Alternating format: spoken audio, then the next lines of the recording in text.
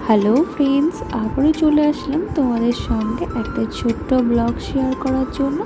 তো এই দেখো, সকাল সকাল আমরা রেডি হয়ে বেরিয়ে পড়েছি পিসি বাড়ি যাওয়ার জন্য। তো এটা হলো আমার পিসি শাশুড়ির বাড়ি। আর দেখো, বলতে বলতে আমরা চলেও এলাম। এটা হচ্ছে বেলঘড়িয়ায়। তো পিসি বাড়ি এসে এই জায়গাটা সব থেকে আমার বেশি ভালো লেগেছে। এটা হলো পিসিদের বাড়ি ঠাকুর ঘর, মানে ঠাকুর ঘর বলতে এই ঘরে পিসিরা থাকে, আবার সিংহাসনটাও পাতা।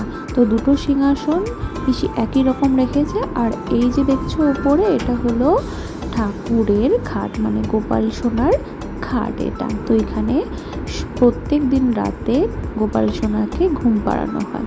আর এই দেখো, গোপাল সোনা বসে আছে, ছোট্ট গোপাল, বড় গোপাল, কত গোপাল পিসি সুন্দর করে সাজিয়ে গুজিয়ে রেখেছে, পুজোও দেয়। এখানে সব ধরনেরই ঠাকুর আছে পিসির ঘরে। আর এই যে দেখছো, ভাই আর আমার বর এখানে বসে খেলা করছে। ওরা ম্যাগনেটেড কি জিনিস দিয়ে ওরা খেলছে। আর পিসিদের বাড়িটা একটু তোমাদেরকে ঘুরে দেখাচ্ছি। আর ওই যে দেখো, পিসি রান্না করছে কোমর বেঁধে আমাদের জন্য। আর এই যে একটা ঘর, এই ঘরে মা বসে আছে। তো তারপরে এই দেখো, ওখানে একটু ভিডিও করে নিলাম। তো তারপরে দেখো, এটা হচ্ছে পিসি শাশুড়ির মেয়ে। তো বোনও নিয়ে এসছে ওর একটা ভাই, এই ছোট্ট একটা বাচ্চা, কি কিউট না বাচ্চাটা। তো যাই হোক, নিয়ে এসছে। আর আমারও বাচ্চা খুব ভালো লাগে। তো তাই বললাম যে ওকে এখানে দিয়ে যাও, আমার সঙ্গেই থাকবে। তো তারপরে দেখো, এখানে ভাই ওরা কার্টুন দেখছিল, বরমশাইও কার্টুন দেখতে ব্যস্ত হয়ে গেছে। আর বাইরে পড়ছে ঝমঝম বৃষ্টি।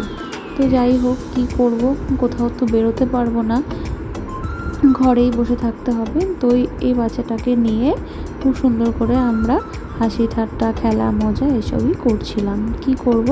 তো তারপরে ও একটু কান্না করছিল, তো বোনও বললো যে তাহলে আমি ওকে দিয়ে আসি। আর এই যে এখন দেখছো, এটা হচ্ছে রাতের ভিডিও। আর এই ভিডিওটা হচ্ছে ভাইয়ের জন্মদিন।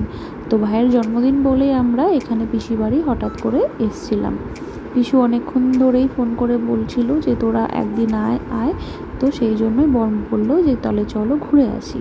তো বড়মশাই ডিউটিও চলে যাবে, আর বেশি দিন নেই, তো তাই আমরা চলে আসলাম। আর এই যে দেখছো, এখানে